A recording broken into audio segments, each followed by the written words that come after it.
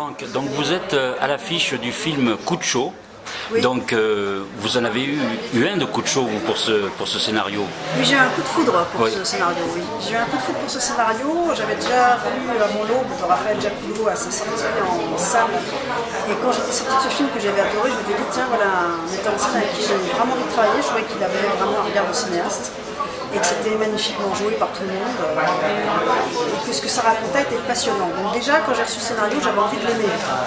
Et ça a dépassé mes espérances parce que le scénario part d'une chose qui m'a passionnée, qui est comment chacun de nous, on peut laisser croître un persécuteur et un bourreau pour les autres si on gère mal son angoisse, sa peur, à partir de peur légitime et d'angoisse légitime, l'angoisse du chômage, l'angoisse de perdre son boulot, et là c'est une agricultrice qui risque de perdre son exploitation agricole, donc non seulement son travail, ce qui crée une angoisse du chômage parfaitement compréhensible, c'est l'angoisse financière, c'est l'angoisse identitaire, et en plus, perdre son exploitation agricole, c'est perdre son passé parce que c'est une exploitation héritée, elle a passé son enfance là, elle a perdu sa mère très jeune, donc les souvenirs de sa mère qu'elle a, c'est là. Donc au départ, il est parfaitement légitime que le fait de risquer de perdre cette exploitation agricole crée chez elle une très forte angoisse. C'est légitime, c'est normal, et d'ailleurs elle est très lucide sur qui pourrait lui créer des ennuis vraiment, qui est son voisin qui va racheter ses terres. Et peu à peu, son angoisse devient tellement envahissante, et puis c'est quelqu'un qui ne se confie pas aux autres, il ne va pas avoir de psychiatre, mais qui n'a pas non plus d'amis, enfin, qui ne se confie pas, elle est, je pense, persuadée qu'elle est indestructible au départ. Et c'est l'histoire de quelqu'un, c'est la chute de quelqu'un qui se croit indestructible, et qui va tomber de manière... qui fait une forme de dépression violente en fait. Et en même temps, est-ce que finalement, ce n'est pas plus facile justement d'aller vers ça que d'aller vers le contraire? C'est-à-dire que justement d'affronter son angoisse, voilà. Et d'essayer de consacrer son énergie à essayer de résoudre les problèmes. Voilà. Mais est-ce qu'ils sont solubles ces problèmes? Je ne sais pas, est-ce qu'elle peut trouver vraiment une solution? Elle déplace son angoisse, elle fait une fixation obsessionnelle sur un jeune homme qui n'est pour rien dans ses problèmes. Mais beaucoup de gens font ça. Oui, mais est-ce que finalement il n'y a pas des choses positives toujours justement de ce que l'on peut vivre, justement plutôt que d'aller vers la facilité comme ça. En fait, en faisant ça, l'énergie qu'elle transforme en haine de ce garçon, en exaspération puis en haine, et elle rumine, ses vaches ruminent, mais elle a une rumination mentale sur ce garçon. Cette énergie-là, elle pourrait la consacrer à essayer soit de résoudre ses problèmes, soit d'essayer de trouver une reconversion professionnelle, soit d'essayer de trouver de l'aide concrètement pour ses problèmes psychologiques et sa solitude. Et en faisant une fixette là-dessus, elle va tout perdre. Donc non seulement elle va créer de la violence, elle va devenir violente, elle va faire des choses qui sont hors la loi et elle va faire beaucoup de mal autour d'elle, mais elle va se faire du mal à elle, elle va tout perdre parce que cette énergie-là, elle aurait pu la consacrer à se construire au lieu de détruire les autres et de se détruire par la même occasion. Donc c'est un rôle passionnant à faire parce que c'est le rôle de quelqu'un qui s'aveugle complètement. Le trajet du personnage, c'est le trajet d'un effondrement psychique, d'un effondrement professionnel, et qui peut-être aurait pu être évité si elle n'avait pas fait cette fixation. Et comme par hasard, elle fait une fixation sur un jeune Rome, donc il y a quand même un Roland chez elle, pas très net. Oui, alors justement, cela est représenté dans un microcosme d'un village, mais en même temps, c'est plus universel que ça. C'est beaucoup plus universel cette histoire.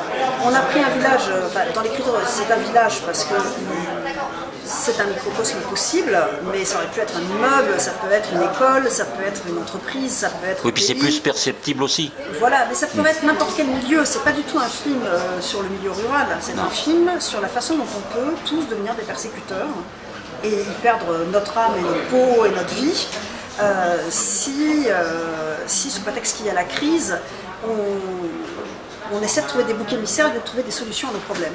Est-ce que ce film et ce rôle, justement, a éveillé, peut-être qu'en tant qu'artiste, vous avez déjà cette conscience, mais est-ce que ça a éveillé un petit coin de votre inconscient chez vous? Oui, moi j'ai travaillé le rôle et j'ai eu la confirmation de ce que je pense depuis toujours, c'est que n'importe qui d'entre nous peut devenir un persécuteur pour les autres, peut devenir exaspéré par les gestes des autres, peut se laisser aller à une intolérance au quotidien où les autres deviennent insupportables. Mais quand on fait ça, on meurt. Il faut aller vivre sur une île déserte quand on devient comme ça. Et c'est la preuve d'une grande dépression en fait. Elle fait une vraie dépression, je pense. Simplement, au lieu d'avoir une dépression mélancolique avec des envies de suicide, elle transforme cette dépression en une espèce de violence, mais elle est dans un aveuglement total. Mais on est nombreux à pouvoir s'aveugler du jour au lendemain, on peut s'aveugler dans plein de domaines de notre vie. Et c'est justement là où le film a un atout aussi important, c'est que chacun de nous peut se retrouver dans un ou l'autre des personnages. Absolument, moi je crois qu'on peut tous se reconnaître dans chacun de ces personnages. Et qu'à tour de rôle dans notre vie, on peut être chacun de ces personnages. Et qu'à dose homéopathique ou à dose maximale. On peut être un petit persécuteur ou un grand persécuteur en fonction des conditions. Je ne suis même pas sûre que ce soit une question de caractère, c'est certainement beaucoup une question d'éducation, mais pas seulement. Il y a des conditions données où on peut devenir un petit persécuteur de ses voisins, ou un petit persécuteur des gens avec qui on travaille, ou de son conjoint, et puis on peut devenir des grands persécuteurs violents, les hommes qui battent leurs femmes, les gens qui tapent sur les autres, et puis après ça peut prendre des dimensions aussi politiques. Mais ce que je veux dire, c'est que c'est un film, moi ce qui m'intéresse, c'est vraiment sur les racines intimes de ce qui en nous peut nous conduire à devenir un bourreau. Un bourreau des autres et de soi-même, parce qu'il y a un moment donné, c'est pas une idéologue, c'est une femme normale et plutôt sympathique au départ, et plutôt lucide. Oui, voilà, j'allais dire, c'est un film lucide aussi. C'est un film très lucide, c'est comment dans des conditions données où tout d'un coup on en a trop gros sur la patate, parce que c'est trop lourd à porter, parce que les difficultés économiques sont trop grandes, ou parce que on n'y arrive plus, parce qu'on n'a personne à qui parler, parce qu'on est esselé. Il y a beaucoup de gens qui font face à des très grosses difficultés. Et face à ces difficultés, la tentation d'aller chercher une espèce de bouc émissaire qui serait responsable de tout, comme à l'époque on pouvait clouer des moineaux sur les portes pour se défaire du mauvais œil, cette tentation-là, elle est très grande pour nous tous. Mais c'est une tentation mortifère qui ne sert à rien et qui est super toxique pour tout le monde. Et pour le fait de vivre tous ensemble. Mais pour soi-même, c'est très toxique. Parce qu'on ne résout pas ses problèmes quand on fait ça. Et par contre, en ancré. Et non seulement on ne résout pas ses problèmes, mais on se retrouve vraiment encore plus dans la merde. Donc voilà, donc j'aimais ce film pour ça, mais j'aimais pour ça vraiment pour montrer. Voilà, c'est rare d'avoir un rôle féminin aussi. On montre à quel point la violence est aussi l'apanage des femmes, que les femmes peuvent être aussi très violentes, très injustes, comme les hommes, qu'elles sont ni mieux ni moins bien. Alors, il y a une chose que j'ai apprise, c'est que justement, vous n'aviez jamais mis les pieds à la campagne avant cela. Enfin, jamais mis les pieds à la campagne. Non, mais façon de parler, quoi. Enfin, non, oui, juste pour promener peut-être. Voilà. Mais vivre comme ça. Non, alors je suis pas du tout. Je suis une urbaine de chez urbaine. J'ai toujours vécu à la ville. Je me suis jamais occupée des animaux de la ferme. Mais j'ai vu beaucoup de documentaires, j'ai lu beaucoup de livres pour essayer de comprendre les difficultés des agriculteurs. J'ai découvert qu'un agriculteur se suicidait tous les 2 jours en France aujourd'hui, qu'il faisait face à des difficultés très importantes, les petites exploitations agricoles notamment, et que c'était vraiment très dur de survivre actuellement. J'en avais entendu parler, mais je ne savais pas que c'était à ce point-là. Quand j'ai vu les chiffres, quand j'ai lu les documentaires, j'ai vu des choses qui sont très, très émouvantes. Oui, parce que vous êtes allé à fond justement pour préparer ce rôle, c'est-à-dire que vous avez vraiment essayé de tout savoir et de tout voir. Vous ne savez peut-être pas tout, mais vous en savez déjà beaucoup. C'est-à-dire que on pourrait croire que vous êtes une spécialiste. C'est l'occasion d'apprendre quelque chose. Vous faites comme ça pour chaque rôle, vous les préparez de la même façon? Pas toujours. Pas toujours. Mais ça dépend des rôles. Là, il y avait pour moi, il y avait une documentation nécessaire vu que je n'y connaissais rien. Voilà. Et puis après, sur place, j'ai été aidée par un agriculteur formidable qui s'appelle Yves et qui, sur place, nous a prêté ses vaches et m'a appris plein de choses, bien au-delà des gestes. Il m'a appris les gestes avec beaucoup de patience, beaucoup de pédagogie. C'est un homme formidable et je le remercie ici du temps qu'il m'a accordé. Je le remercie déjà en direct. Et il m'a fait comprendre la passion absolue, parce que il faut une passion absolue pour faire ces métiers-là, parce que ça rapporte vraiment très très peu d'argent, c'est très très dur, c'est beaucoup de responsabilités, beaucoup de temps mais beaucoup de responsabilités. On a des êtres vivants quand on est éleveur à sa disposition et ils s'attachent, voilà, c'est vivant. Voilà. Donc tout ça m'a passionné, ça m'a appris tout ça, et puis après il y a eu tout le travail sur la psychologie du personnage qui, j'espère, est loin de moi, même si je pense que n'importe qui peut devenir comme ça, moi y compris, avec des conditions données. Je pense que voilà, ce qui m'intéressait dans le scénario et ce qui m'intéressait dans une manière de jouer ce personnage, c'est pas de désigner en disant regardez c'est dingue, c'est de montrer comment on peut en arriver là. Oui, voilà. On peut tous en arriver là, chacun à notre niveau. Il suffit de peu de choses en plus. peu de choses, je ne sais pas si c'est... Non, mais c'est une accumulation peut-être, mais... Il faut une crise économique, voilà. il faut des difficultés financières qui mettent les nerfs à vif et qui sont des vraies sources normales d'angoisse. Et après, face à cette angoisse, qui est une grosse souffrance, il faut beaucoup de souffrance certainement. Mais par rapport à cette souffrance, comment on fait pour pas faire que les autres et soi-même on devienne des victimes absolues d'un système complètement dangereux, enfin je ne m'exprime pas très bien, mais, non, mais si, qui est je comprends. mortifère, qui est délétère Et vous, comment vous sortez de tout ça pour pas y arriver justement? Moi, je suis sortie un peu fatiguée de ce rôle parce qu'il a été assez physique comme fille. Oui. Et je pense qu'à la base, le personnage... Elle est très terrienne en plus. C'est une fille terrienne et c'est une fille qui a une densité physique que j'ai pas. Elle est certainement beaucoup plus musclée que moi à la base. J'essaie de me muscler un peu pour le rôle, mais voilà. J'ai fait de la gym avant le rôle un peu tous les jours pour essayer d'être plus baraquée que je l'étais pour le rôle. Mais je suis sortie enchantée, ça m'a passionnée, ce tournage m'a exaltée et passionnée. Il y a la troupe d'acteurs qui est dans le film, et Brigitte Moidon a fait le casting, et elle a fait un casting remarquable, et Raphaël Jacoulot et Brigitte Moidon, ensemble, avec les producteurs qui, je suppose, ont donné leur accord sur les acteurs choisis, ont constitué vraiment une troupe d'acteurs qui sont des gens à la fois hyper bosseurs, hyper gentils, faciles à vivre, fluides et investis, qui avaient tous envie de défendre ce dont parlait ce film, parce que je pense qu'on a tous été emportés par la vérité et par le fait qu'on ne désigne pas des comportements, mais qu'on les dissèque pour montrer comment tous ces comportements nous appartiennent. Mais on a le choix.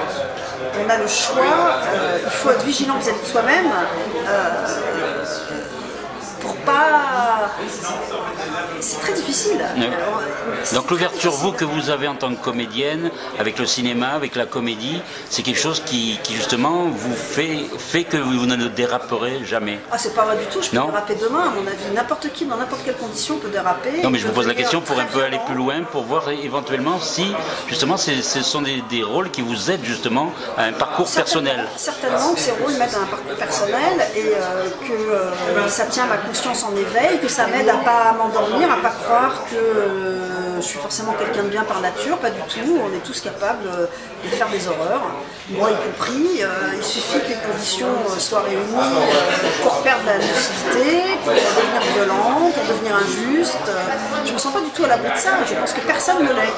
Peut-être des gens extrêmement sages, j'en sais rien, mais je pense que personne n'est à l'abri de ça.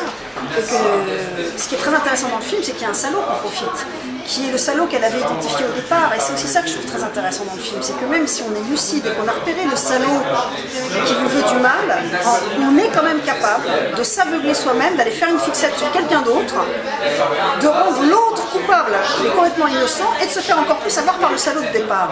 Alors quel est le processus inconscient qui fait qu'on tombe là-dessus? Je pense que c'est vraiment de l'ordre de la psychiatrie, de la psychologie. Je pense qu'il y a un moment donné où la souffrance et l'angoisse sont tellement forts qu'il faut vraiment être très bien entouré, avoir des amis, ou aller voir le psychiatre, je ne sais pas, pour ne pas basculer soit dans le suicide, soit dans la violence, soit dans une chose qui vous tue et qui tue les autres.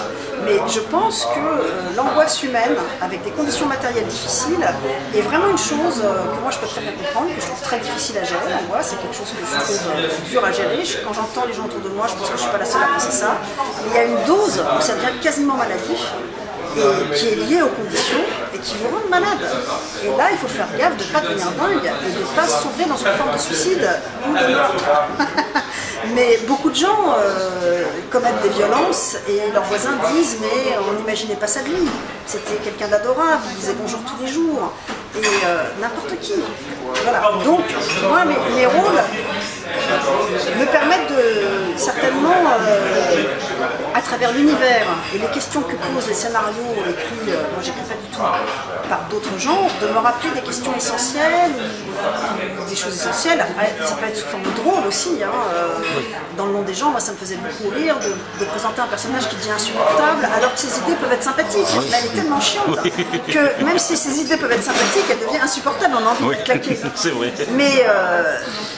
Mais c'est vrai qu'en jouant des rôles qui soient soit drôles, soit dramatiques, et qui peuvent être parfois ridicules, qui sont des personnages qu'on a envie de claquer, ou qu'on a envie de secouer, qu'on a envie de réveiller, ou qu'on a envie d'aimer, ça dépend, il y a une très grande variété, à travers la variété des univers, des scénarios et des metteurs en scène avec qui je travaille, oui, certainement que ça maintient ma conscience en éveil et que ça m'empêche de m'endormir, qui est une tendance que je pourrais avoir, moi, de m'endormir un peu, voilà, et puis, donc j'espère que ça fait le même effet aux spectateurs.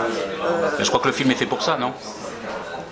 Je crois que le film, c'est un partage, c'est oui. Un film de partage, c'est un film où on dit voilà comment on peut être, et voilà et attention de ne pas tomber dedans. Auxquelles ça peut arriver, et on est tous capables, c'est pas que les autres, donc il y a un travail à faire intimement de soi à soi, il faut se faire aider, voilà, et puis après ça décrit des processus, mais